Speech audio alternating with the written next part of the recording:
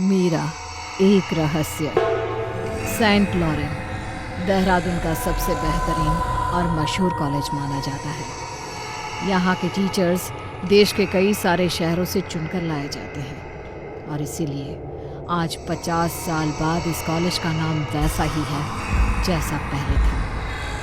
आज भी बच्चे दूर दूर से यहाँ एडमिशन लेने आते हैं, पर आज इस कॉलेज में कुछ ऐसा हुआ जिससे सेंट लॉरेन कॉलेज की दीवारें हिल गई। एक लड़का कैंटीन में पूछताछ कर रहा था।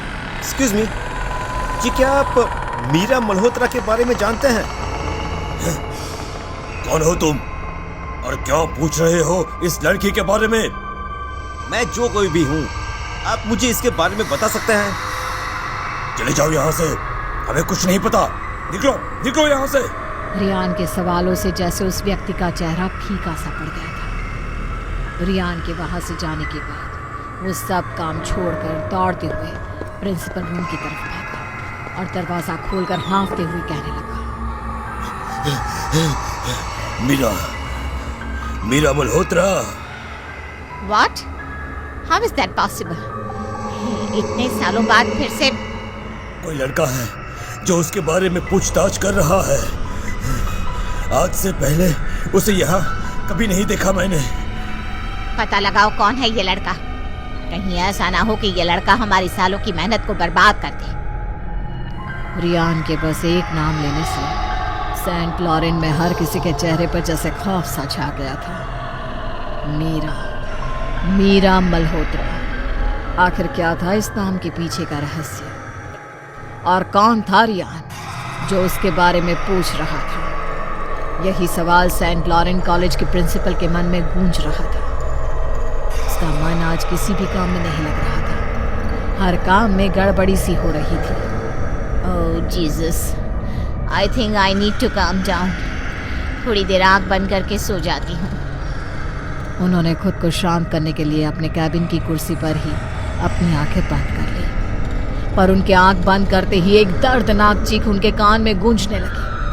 किसी के जोर जोर से रोने की आवाज़ उन्हें बेचैन करने लगी, और जब उन्होंने पसीने से लथपथ होते हुए बेचैनी से अपनी आंखें खोली तो उनके कमरे में बस अंधेरा था। कोई है? Please help, please help. ये लाइट कैसे चली गई? और अचानक एक साए ने जैसे उसके कमरे में दस्तक दे दी। उसके कदमों की आवाज़ मिस विन्नी की तरफ बढ़ने ही लगी थी कि मिस्टर डेविड ने दरवाजा खोल दिया और सब कुछ पहले जैसा हो गया। डेविड अभी वो यहाँ। अंधेरा, कोई था यहाँ, कोई था। रिलैक्स विनी, सब कुछ ठीक है। मैंने तुम्हारी चीखें सुनी तो मैं भाग चला आया। क्या हुआ? तुम चिल्ला क्यों नहीं थी? मीरा मल्होत्रा। डेविड। व्हाट? क्यों इतने सालों बाद उसका नाम ले रही हो विनी? तुम यहाँ के प्रिंसिपल हो और मैं यहाँ एक प्रोफेसर हूँ। हम दोनों पति पत्नी बाद में हैं। पहले इस कॉलेज की इज्जत को बचाना हमारा धर्म है। सो प्लीज आज के बाद ये नाम मत लेना यहाँ। पर कोई है जिसने आज ये नाम लिया है डेविड। तुम चिंता मत करो, मैं देखता हूँ कौन है वो और क्या चाहता है। डेविड ने विन्नी को तो शांत करवा दिया, पर अब वो खुद बेचैन हो गया। उसने तुरंत ही कुछ फोन कॉल्स किए और उस लड़की के बारे में पता लगाने को कहा। जितनी जल्दी हो सके उस लड़के का पता लगाओ, समझे? कौन है, कहाँ से आया है, कहाँ रहता है और उसका मीरा से क्या रिश्ता है। मुझे हर एक डिटेल्स चाहिए, जल्दी से जल्दी। मैं इतने सालों की मेहनत बर्बाद नहीं होने दूंगा, किसी भी कीमत पे नहीं, चाहे उसके लिए मुझे कुछ भी करना पड़े। डेविड ने रियान के बारे में पता लगाने के लिए अपनी टीम को सतर्क कर दिया था, पर अगले 2-3 दिन तक भी उसकी टीम रियान के बारे में कुछ पता नहीं लगा पाई, जिससे डेविड को बहुत गुस्सा आ रहा था। पर क्योंकि आज ट्रस्टीज की मीटिंग थी, इसलिए वो शांत रहना चाहता था। विन्नी और डेविड मीटिंग रूम के बाहर खड़े थे। लुक, आज बिल्कुल नॉर्मल रहना। अगर ट्रस्टीज को भनक भी लग गई कि कॉलेज में ऐसा कुछ हो रहा है तो हमारी नौकरी मुश्किल में पड़ सकती है। हाँ, मैं ध्यान रखूंगी। चलो अंदर चलते हैं। विन्नी और डेविड मीटिंग रूम में जाते हैं, जहां वो ट्रस्टीज से मिलते हैं और बातचीत शुरू करते हैं। पर तभी अचानक विन्नी को अपने आसपास किसी साए की मौजूदगी का एहसास होने लगता है। उसे ऐसा लगता है जैसे कोई उसके कान में कुछ बोल रहा हो। तुम मुझे भूल गई क्या? मैं वापस आ गई। विन्नी तुरंत घबराकर अपनी कुर्सी से उठ खड़ी होती है। उसके चेहरे पर घबराहट और पसीना साफ नजर आ रहा था। क्या हुआ मिस विनी आपको? आप ऐसे अचानक क्यों उठ गई? सब ठीक तो है ना? वो वापस आ गई। वो यही है। कौन वापस आ गई है? विन्नी इतनी ज्यादा घबराई हुई थी कि जब तक वो कुछ बोल पाती उसने देखा कि सामने ब्लैक बोर्ड पर अपने आप कुछ लिख रहा था। मैं वापस आ गया। ये नज़ारा देखकर जैसे विन्नी के होश ही उड़ गए। वो बिना कुछ कहे तुरंत मीटिंग से भाग खड़ी हुई। सारे ट्रस्टी उसकी इस हरकत से बहुत ज्यादा नाराज हो गए। पर डेविड ने जैसे तैसे मीटिंग संभालकर उसे वहीं आधे में ही खत्म कर दिया और गुस्से में विन्नी के ऑफिस में पहुंच गया। विनी, मैंने कहा था ना, खुद पर काबू रखना। ये कैसी हरकत थी? वो हमें नहीं छोड़ेगी डेविड। वो वापस आ गई है। वो हमें नहीं छोड़ेगी, सच में। बकवास मत करो, कुछ नहीं होगा। जाओ, घर जाओ। मेरा आज इम्पोर्टेंट लेक्चर है, मैं वो खत्म करके घर आता हूँ। चलो जाओ।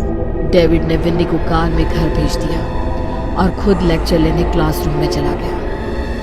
डेविड अपना लेक्चर दे ही रहा था कि तभी उसे क्लासरूम के बाहर रियान खड़ा हुआ दिखा। रियान क्लासरूम के बाहर खड़ा बस एक टक डेविड को देखे जा रहा था, जो डेविड को बेचैन करने लगा। धीरे धीरे रियान डेविड की तरफ बढ़ने लगा, जो डेविड की बेचैनी को और बढ़ाता जा रहा था। कौन हो तुम? और ऐसे बीच लेक्चर में क्यों आए हो? मैं कौन हूँ इससे फर्क नहीं पड़ता कि मैं कौन हूँ। क्या आप मीरा के बारे में कुछ बता सकते हैं? मीरा का नाम सुनते ही डेविड के सर से पसीना बहने लगा। उसकी जबान लड़खड़ा रही थी। तुम मीरा को कैसे जानते हो? क्या रिश्ता है तुम्हारा मीरा के साथ? और क्यों पूछताछ कर रहे हो उसके बारे में? मैंने कहा ना, वो इम्पोर्टेंट नहीं है। और आप इतना घबरा क्यों रहे हैं? उसने तो कहा था कि आप उसे अच्छे से जानते हैं। किसने कहा ये? उसने, वो जो सामने खड़ी है। रियान ने सामने की तरफ इशारा किया। डेविड ने जब सामने देखा तो अचानक बच्चों से भरा क्लासरूम खाली था और सामने सिर झुकाए खड़ी थी एक लड़की, जिसके कपड़े फटे हुए थे, चेहरे पर काफी घाव थे। और जब उसने अपना चेहरा उठाया तो डेविड के जैसे होश ही उड़ गए। मीरा तुम? क्यों सर, आज एक्स्ट्रा लेक्चर नहीं देंगे? आज मैं आपको सबक सिखाऊं। डेविड के लिए ये मंजर किसी खौफनाक सपने से कम नहीं था। वो जब तक कुछ समझ पाता तब तक एक ही झटके में सब कुछ फिर से नॉर्मल हो गया और डेविड बस वहीं खड़ा का खड़ा रह गया। वो इतना डर चुका था कि बस भूत बने एक ही जगह खड़ा रहा। पर फिर उसने हिम्मत की और क्लासरूम से भागने लगा। ऐसा कैसे हो सकता है? नहीं, वो वापस नहीं आ सकती। तभी उसे पीछे से आवाज सुनाई देती है। मैं वापस आ चुकी हूँ सर। डेविड जैसे जैसे और तेज भागने लगा, वैसे ही मीरा का साया भी उसके पीछे भाग रहा था। और फिर कुछ ऐसा हुआ जिसकी किसी को उम्मीद नहीं थी। डेविड कॉलेज की ऊपरी मंजिल पर खड़ा हुआ था। नहीं, तुम ऐसा नहीं कर सकती मीरा, नहीं। 5 साल पहले आपने भी तो यही किया था ना सर, अब आपके साथ भी यही होगा। नीचे सारे कॉलेज के बच्चे इकट्ठा हो गए थे। सब डर से डेविड को देखे जा रहे थे। नहीं मीरा, मैं मरना नहीं चाहता, मुझे माफ कर दो। आई नो, मैंने तुम्हारे साथ बहुत गलत किया। मैं अपने सारे गुनाह मानता हूँ। मैंने तुम्हारा रेप किया, मैंने तुम्हें मारा, मैं सब गुनाह कबूल करता हूँ और मैं सजा के लिए भी तैयार हूँ, पर मैं तुमसे भीख मांगता हूँ। प्लीज प्लीज मुझे छोड़ दो, प्लीज प्लीज। मैंने भी ऐसे ही भीख मांगी थी, पर तुमने मुझे नहीं छोड़ा, मुझे इस मंजिल से नीचे फेंक दिया और मेरी मौत को एक सुसाइड साबित कर दिया। अब तुम्हारे साथ भी बिल्कुल वही होगा। अब मीरा डेविड को उस ऊपरी मंजिल से नीचे छोड़ देती है।